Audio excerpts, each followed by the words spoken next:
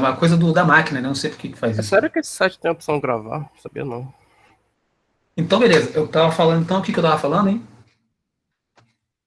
Sobre o livro, você tá falando sobre o livro. Sim, mas antes eu falei sobre a possibilidade da gente sistematizar o pensamento, não é isso? Isso. E que nós acabamos de fazer isso a partir das aulas que vocês tiveram ano passado. A gente descobriu que vocês fizeram duas etapas, né? Foi ler o texto, fazer um texto sobre o texto que vocês leram. Naturalmente, desenvolver ideias. Mas uma terceira etapa seria discutir sobre as ideias que vocês tiveram entre vocês e, possivelmente, eu falei uma quarta. Eu não estou lembrando a quarta. Qual seria a quarta? Esqueci agora. Encaixar o que a gente tá falando com o filósofo, não era isso? Sim, Isso. encontrar uma fundamentação teórica, identificar, né, em algum pensamento, alguma escola filosófica, isso aí, beleza. Aí teríamos 4 etapas e não sei se isso seria completo, mas seria, por exemplo, a gente avançaria um pouco mais, né? É isso aí, obrigado, Luan. Então tem aqui a introdução, ele diz assim, o cultivo do pensamento. Vamos ver aqui, porque ele coloca vários tópicos. Então ele fala o seguinte, vamos ver aqui. O lugar para esse exercício é a sala de aula, quer dizer, onde nós estamos, né? Lugar privilegiado, pois aqui é ainda possível a devoção ao estudo, aqui ainda é possível formar uma comunidade, professores e alunos comprometidos com o cultivo do pensamento, sensível aos méritos da conversão e ao diálogo. Então, olha o que eu acabei de falar isso, né? Vocês leram o texto, fizeram um texto, mas não conversaram sobre as coisas que vocês tinham, as coisas que vocês tinham produzido. Por que acontece? Na medida em que vocês fossem conversando sobre aquela produção de vocês, vocês iam, é como se você estivesse num corredorzinho cheio de portas. Acho que eu falei isso já para alguém. Alguém já teve aula comigo que algumas coisas vão se repetir. Então você está num corredorzinho cheio de portas, né? Você abre uma porta que vai te dar a entrada para um outro corredor cheio de portas. Sacou?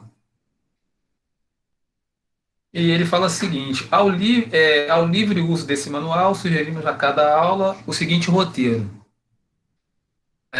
Ele fala qual a parte da lição que mais chamou atenção, qual foi a passagem mais clara, logo compreensível, qual foi a passagem mais obscura ou incompreensível. Isso aqui, esse passo a passo que ele está falando, nós estaríamos aqui naquelas dimensões que nós vimos, na primeira, segunda, na terceira dimensão. Na hora do diálogo, a partir do texto que vocês tivessem trabalhado, vocês iam conversar com o professor, né? O que chama mais atenção no texto, né? O que está mais claro, o que está mais obscuro no texto, o que eu não entendo, né? Deixa eu ver um outro aí. Compreensão que geralmente temos das palavras. A nova compreensão de cada palavra modifica imediatamente a compreensão de todas as outras. Vocês já pararam para pensar sobre isso? Que uma palavra pode mudar todo o contexto, conhecer o significado daquela palavra? Já pensaram sobre isso? E pode levar várias Eu já pensei, interpretações, né? professor. Já Pode pensei levar tanto, várias interpretações. Né? inclusive ontem, você estava falando um negócio. Ah, não foi você, foi outro professor, desculpa. O nosso professor de arte estava falando um negócio do pai de Vitória. Aí você falou uma palavra, deixa eu até buscar aqui que eu acho que eu anotei. Ele estava tratando. O professor estava tratando sobre o quê? Foi um negócio bem. Calma aí, eu não consigo fazer duas coisas ao mesmo tempo. Então, o professor de arte de ontem falou sobre livros, falou sobre a arte contemporânea. Vê se você linka aí com alguma coisa, Arthur. Para ver se te lembra. Boa, João. Lembrei a palavra, lembrei. Conjectura. Conjectura. Você está falando um negócio, você falou, o que eu estou fazendo aqui é uma conjectura, não sei o quê. Aí eu, conjectura. Aí eu, caraca, o que é isso? E assim, para mim naquele momento não fez sentido nenhum, mas aí depois que eu fui pesquisar o significado da palavra, eu consegui tipo, entender a frase e entender o que você estava falando. Se eu não soubesse essa palavra, eu não ia conseguir saber. Exatamente. O professor, ele estava fazendo, na verdade, estava levantando possibilidades, né? a respeito do assunto que eles estavam tratando lá. É isso aí. Quando você pesca a palavra, ela pode te dar abertura para um outro mundo. Stephanie, ia falar? Eu ia que isso de tanto da gente usar certas palavras em alguns lugares, ou até da outra pessoa saber ou não um significado. E eu vi disso ontem, que eu estava assistindo um negócio, e aí um determinado político aí, uma pessoa xingou ele, chamando ele de misógino, e ele não sabia o que era isso. E aí, quando ele foi procurar, até tentar entender o que era, ele viu que misógino era, tipo, meio que contra as mulheres, assim. E na mente dele, aquilo ali era que não gostava de mulheres, mas ele entendeu o não gostava errado. Para ele era um não gostava, assim, no sentido mais romântico, sexual. E aí ele estava achando que era chamando ele de gay com outra palavra, mas na verdade não era aquilo. Então, às vezes, até a pessoa também não entender o que você está falando, muda completamente a frase e tudo. Porque, então, a partir daquilo ali, ele, né, esse ser humano em questão, já vai tratar isso de uma outra forma. E que, com certeza, não era o que a pessoa estava querendo dizer. Muito bem. Então, a palavra que você trouxe para a gente agora, misoginia, né, ela envolve uma série de questões, claro, relacionadas à mulher, mas não essa como você muito bem explicou, porque ficou reduzido. Né, o entendimento dele estava reduzido. E aí a realidade para ele é uma outra realidade. Né? Muito bem. Vamos ver aqui, peraí. Aqui ele está falando exatamente isso. Ó. Quer dizer, voltando lá à análise que a gente fez, né, do que a gente estava falando sobre as aulas. A arte de pensar por nós mesmos não é uma lógica intelectual abstrata, nem uma sofisticada dialética de argumentação. É o exercício de aproximação e de encontro com a causa em questão, isto é, com a coisa que buscamos. Então, a terceira etapa, que seria o diálogo a respeito do que vocês tinham produzido, e aproximar vocês das palavras, dos sentidos, né, das ideias que vocês desenvolveriam. Né? O encontro é o descobrimento da realidade que nos envolve, que nos sensibiliza, que nos arranca do isolamento e nos convida para uma intensa participação. Estamos de novo na terceira etapa. Participar, ter parte, tomar parte do que acontece é movimento de transfusão de nossa presença no mundo. Como a luz, o pensamento que pensa se transporta para junto da realidade e, no esforço de iluminá-la, perfaz encontros estranhos e inauditos. Ele escreveu aqui poeticamente, mas o que está querendo dizer, na verdade, é que, através das nossas conversas, dos nossos diálogos, dos nossos encontros, das nossas discussões a respeito dos projetos, dos produtos que nós, né, dos textos que nós faremos, a gente vai ampliar a nossa percepção sobre a realidade. Pescou aí? Pesquei. A arte de pensar, que nos atira ao encontro e à participação, que nos lança no mundo, é diálogo, é colóquio, é o que a gente está fazendo aqui agora. Pensar é dialogar, é coloquiar. Nada é melhor que a conversação disciplinada em sala de aula para aprimorar as habilidades do pensamento. Olha aí, gente, é o que nós estamos fazendo aqui agora. Coisa louca. Isso aqui, na verdade, é a introdução, tá? Depois eu coloco para vocês lá. Não fiquem preocupados. Algum comentário? Até aqui, tranquilo? Não, tá tranquilo. Só ficou meio difícil entender a parte poética que você falou. Mas... Então, a parte poética ele fala o seguinte, vou repetir aqui para você pescar, e aí eu retraduzo. Participar, ter parte, tomar parte do que acontece é movimento de transfusão de nossa presença no mundo. Como a luz, o pensamento que pensa se transporta para junto da realidade e, no esforço de iluminá-la, perfaz encontros estranhos e inauditos. Esses encontros estranhos e inauditos, na verdade, João Gabriel, ele está se referindo, me parece, à imprevisibilidade da conversa que a gente vai ter. Porque, por exemplo, como o Arthur falou, né, e como a Stephanie também falou, a palavra que eu não conheço, quando eu passo a conhecer o significado da palavra, aquilo muda a minha percepção. Isso pode acontecer numa conversa, entendeu? Entendi. Obrigado. Vamos ver aqui um outro ponto e a gente vou fazer esse último ponto aqui e eu abro para a conversa porque já estamos na hora já. Por fim, o exercício da escrita. Mais vale pedir ao aluno que faça alguma dissertação do que submetê-lo a testes de verificação do saber, porque a filosofia não é uma informação sobre a existência humana no mundo, mas a arte de compor a existência no mundo. Então, é muito mais interessante também. Estamos aqui na terceira etapa. Eu não vou corrigir, né? Eu não sou professor de português, né? Eu não vou corrigir erros gramaticais que vocês possam vir a cometer. A gente vai submeter esses textos que vocês produzirem aos diálogos e ao papo aqui, né? A escrita aí tem uma coisa importante que eu acho que o professor de arte deve ter falado com vocês. A escrita requer pensamento. Escrever é tomar uma série de decisões conceituais e preocupar-se com o seu uso correto. Por isso que, por exemplo, fazer uma composição escrita, né, que na verdade nada mais é do que uma redação, uma composição escrita, você vai ser exigido de você relacionar coisas, né? Como, por exemplo, na matemática você tem lá a fórmula que você aplica, né? Você não precisa inventar a fórmula, né?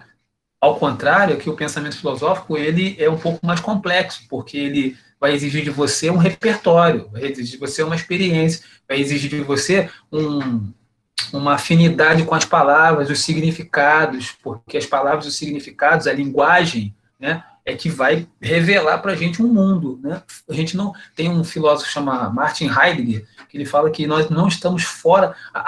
Desculpe, ele fala que a morada do ser é a linguagem. Nós moramos na linguagem. A gente não pode ficar sem a linguagem, porque através dela é que a gente se comunica, que a gente troca ideia, né? A partir do meu vocabulário aqui que eu me faço entender, né? Comentários aí? Kaique falou alguma coisa. Fala aí, Kaique. Porque escrever agora já foi. Eu só falei que o diálogo, na parte que você estava falando sobre nós dialogarmos, etc., também vale ressaltar que o diálogo é uma das principais, digamos, pilastras de todas as nossas relações, né?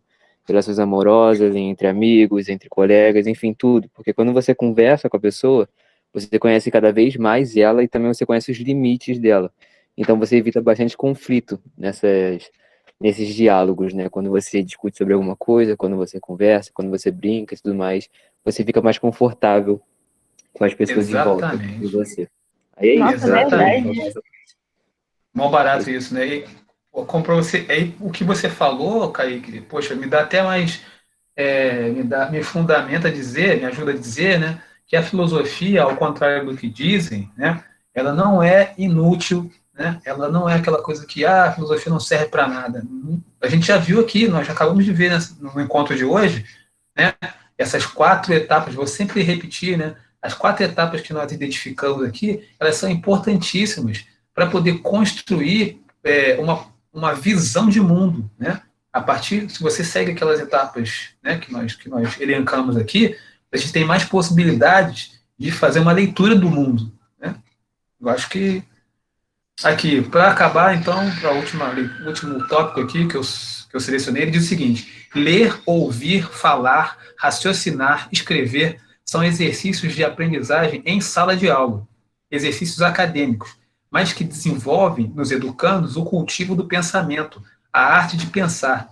Nessa proposta acadêmica, a filosofia não é uma disciplina a mais na grade curricular, mas a integração do ensino e da aprendizagem de todas as outras disciplinas numa sabedoria superior, tão necessária para quem sai da escola, é tão necessária para a gente, não é só na escola, mas é para o mundo, né? Quando vocês saírem, né, acabarem o ensino médio, né, vocês serão pessoas que argumentarão melhor, farão a exposição da ideia de vocês de uma forma mais correta, mais coerente, mais segura. Então, isso eu acho que é uma coisa que não é só para agora, é para daqui a 2, 3 anos, 4 anos, quando vocês estiverem lá na sala de aula da faculdade, e aí o sujeito perguntar, mas peraí, Arthur, você estudou em que escola? Que professor? Com que professor você estudou? Quais professores, né? Porque você fala diferente, você apresenta a sua ideia de uma forma mais coerente, né? Você traz autores, você já leu alguns autores, assim, entenderam o que eu estou dizendo? Entendi, cara. Eu Comentários. entendi. Então, isso faz eu pensar também que ao sair, tipo, como você falou, quando a gente sai do terceiro ano, a gente sai sabendo mais. Então, assim, eu acho que a gente sai também mais crítico em relação às coisas, sabe? Então, sempre tem aquela pessoa que é meio antissocial e acaba concordando que tudo que os outros falam, tipo, é aquilo, isso, aquilo. Aí a pessoa, verdade, verdade, é isso. Então a pessoa não tem um pensamento crítico sobre em relação a alguma coisa. Então meio que abre portas para esse caminho também, sabe? A gente começar a olhar o mundo de forma diferente e não começar só a concordar com a opinião de outras pessoas, né? Que acontece também com política também. As pessoas não buscam conhecer mais sobre o assunto, então acabam concordando com ela. Tipo, outra coisa que eu vejo também é muita gente indo em movimento de greve. A gente vai fazer. Não é revolução, aquele negócio que as pessoas ficam segurando a plaquinha. Esqueci o nome. Meio que fazendo. Manifesto? Isso, manifesto. Muita gente vai em manifesto e acaba não sabendo sobre o que é manifesto. As pessoas acabam concordando com o que as outras pessoas estão fazendo, acabam seguindo os amigos. Pô, meu amigo foi pra lá, vou lá também. Mas a pessoa não sabe o que tá fazendo, sabe? Entende o que eu estou dizendo? Sim, A pessoa não tem com uma certeza. opinião crítica sobre alguma coisa, então acaba seguindo as opiniões dos outros, o que os outros estão fazendo. É porque Beleza. hoje em dia, né, as pessoas são um pouco ignorantes porque elas não buscam realmente conhecer o que elas estão fazendo, o que elas vão seguir, o que elas vão, enfim, fazer, sabe? Tem justamente essa falta de diálogo, essa falta de leitura. A gente acredita muito só no que a gente vê, tipo, a gente só quer bater o olho e quer receber logo, a gente não quer ir atrás, buscar, ler, se aprofundar e tudo mais, e o ser humano, né, do jeito que ele acaba se ferrando por causa disso, porque ele começa a fazer as coisas sem saber o que tá fazendo, e depois acaba, muitas das vezes, né, se ferrando por causa disso, entendeu? Essa filosofia que tu falou é de Sócrates, né? Sei que nada sei. Porque nós somos Então. ignorantes por Só sei achar que que nada saber. Então, Tá Sócrates ligado? reconhecia a própria ignorância, mano. Então, Tá é uma ligado? coisa interessante. Ele Vocês estão reconhecia a própria trazendo, ignorância dele. vocês estão trazendo autores. Ignorante, assim, Aí aparecia os sofistas com a argumentação retórica, porque eles eram A sua relativistas, dialeta, e né? começaram a meio que dialogar. As pessoas meio que começaram a aceitar o que os sofistas falavam, porque o objetivo deles era dialogar e ele não tinha uma verdade sobre o que eles falavam, entende? Por isso que Sócrates não gostavam dele. Eu só para ressaltar aqui essa parte da filosofia mesmo. Mas legal, que vocês estão trazendo aí coisas que vocês têm conhecimento. Olha só que legal, né? Trouxeram aí o Sócrates e os sofistas. Pode falar, Terezinha. Não, porque não tem aquela parte que você falou que filosofia é importante, que não sei o quê, só que as pessoas não levam muito a sério. Então, nos livros que eu leio, muita gente fala, por que você lê isso, não sei o quê, porque eu leio muito romance. Aí eu reparei que no romance eles falam de coisas que são muito importantes, só que ninguém leva conta, que é os relacionamentos, como você se porta em relação ao outro, deixar o passado. São coisas que realmente importam, só que a gente não quer pensar nisso, a gente só quer fazer.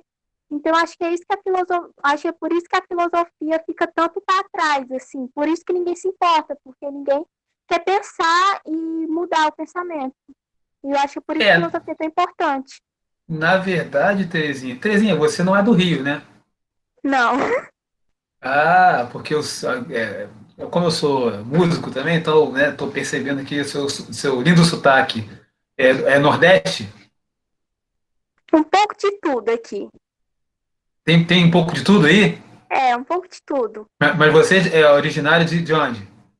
Eu nasci no Nordeste, nasci em São Luís. Aí, que legal. Aí a sonoridade é muito bonita. Então, o que você falou, muito interessante, porque a filosofia também faz a gente sair do nosso lugar de conforto, Terezinha, né? Isso exige o que ele falou aqui, né? É um esforço, né? Exige da gente um esforço a mais. É difícil de sair do seu lugar de conforto, né? Para fazer isso exige um trabalho, é trabalhoso, né? Então, isso que você falou é interessante, sim. Os romances trazem exemplos de comportamentos, né? Tanto corretos e incorretos, mas de uma forma geral você consegue analisar, né? Ou ver na realidade. Sim, você né? consegue ver como é que eles se relacionam, como os traumas que eles tiveram na infância vêm para a idade adulta. E também não, tem vários Pode falar, personagens Stephanie. que às vezes a gente acha que é meio superficial, né? Que, tipo, lendo você de primeira você fica, não gostei dessa pessoa aqui por causa disso, disso, disso. Mas aí depois que você se aprofunda, que você entende, você percebe que estava errado. E até se encaixa nisso aí que esses meninos estavam falando antes, de que tem gente que é ignorante, né? Que, tipo, se deixa levar. E às vezes a gente se deixa levar também por opinião sobre alguém. Tipo, uma pessoa me contou alguma coisa sobre fulaninho e eu acho que tá certo, mas só porque eu não conheço fulaninho. Então eu deixo isso acontecer, eu não procuro, eu não vou atrás, assim. Eu não vejo se a pessoa tá certa ou não, se aquilo é realmente assim. E isso influencia muito na nossa vida, né? Em todas as áreas. Tanto de política, quanto emprego, amizade, relacionamento mesmo, tudo. Porque às vezes a gente não tenta se aprofundar na vida de verdade das pessoas e buscar saber se o que falaram é certo ou errado. Porque eu acho que é difícil isso, né? Porque você tem que se colocar no lugar do outro. Porque às vezes o outro não pensa que nem você. Então você tem que se colocar no lugar do outro, tem que pensar. Porque essa coisa de certo e errado é bem subjetiva. Não tem como você determinar o que é certo, o que é certo, o que é errado, o que é errado. É situações. Então, o que vocês falaram. Porque você tem que sair e pensar. Desculpa. Tem várias coisas no que vocês falaram aí que eu não queria perder. A primeira coisa é a respeito do que a Terezinha falou, que tem a ver com a literatura que ela tem mais afinidade. Na verdade, Terezinha, as narrativas antigas, elas davam conta, por exemplo, dos ensinamentos para as pessoas. Então, através das narrativas mitológicas, né? Até hoje os índios usam isso, né? Então, tem uma forma de educar as pessoas. Uma outra questão que vocês colocaram aí agora, de certo e errado, é que existem comportamentos éticos, né? Que está na sociedade. Então, como é que funciona isso, né? Isso também é uma coisa que a filosofia vai olhar, a sociologia também vai olhar, os comportamentos éticos, né? A ética e a moral também tem a ver com isso. E acho que uma última coisa que eu não lembro aqui agora, eu me perdi, tá? Tentando ouvir o que vocês estavam falando, mas de qualquer forma eu consegui assim pescar o que vocês falaram, coisas importantes que a filosofia presta atenção, que são as narrativas, a gente vai ter contato com elas, né, mais para frente, e essas questões de moral e ética que norteiam os comportamentos na sociedade, né? Muito interessante, gente. Alguma coisa a mais aí vocês querem falar? Muito boa. Hoje eu gostei já que está gravando, faz o seguinte: coloca o seu nome e a sua turma, por favor, aí no chat, que aí fica gravado. Opa, beleza. Vou colocar. Agora. Tá acabando a bateria aqui, rápido.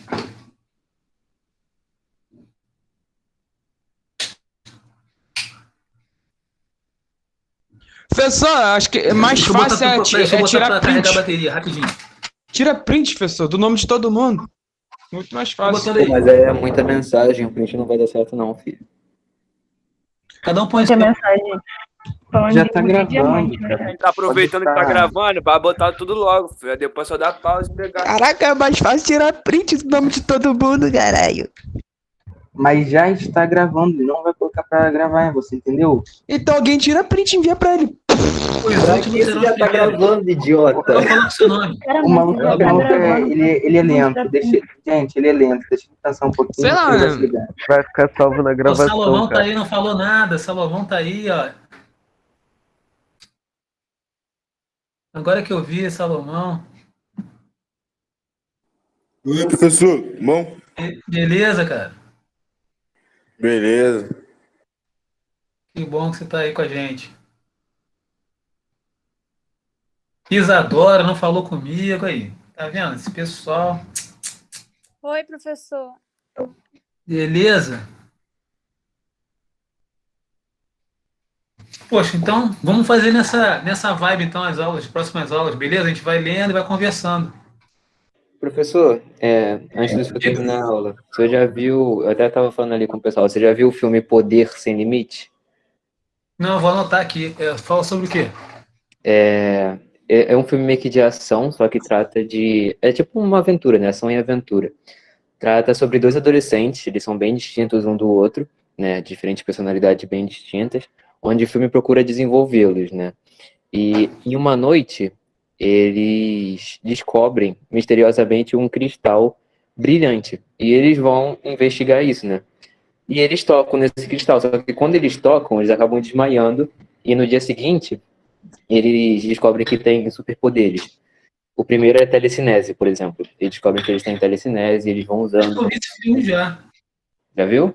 Eu acho É que antigo já. esse filme, não é? É antigo, não é? É antigo, Netflix, ele é não? de 2012. Tem Não sei se é Netflix? Netflix, não sei.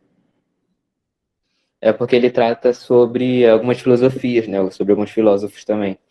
Legal. Nesse filme. Aí eu acho bem legal. Tá, todo Kaique, mundo colocou o nome aí? Kaique. Oi. Ah, não. Então eu tava lendo um livro que é mais ou menos isso, que é Os Executores do Brandon Sanderson. Ah, ele é maravilhoso, mas a história conta que... Vou contar a história mesmo. Um dia uma estrela apareceu no céu e eles chamam de calamidade e as pessoas ganharam superpoderes. E elas não sabem como elas ganharam, elas só sabem que tem poderes. É muito interessante que eles chamam de épicos. E esses épicos, eles roubam, eles fazem tudo que eles quiserem, porque eles têm poderes, entendeu? Sim. Aí fica essa coisa. Qual é o limite do ser humano? Se você for meio que não for julgado por que você fazer, se você pode fazer tudo que você quiser, você vai fazer coisa boa ou coisa ruim? Aí tem Flash também.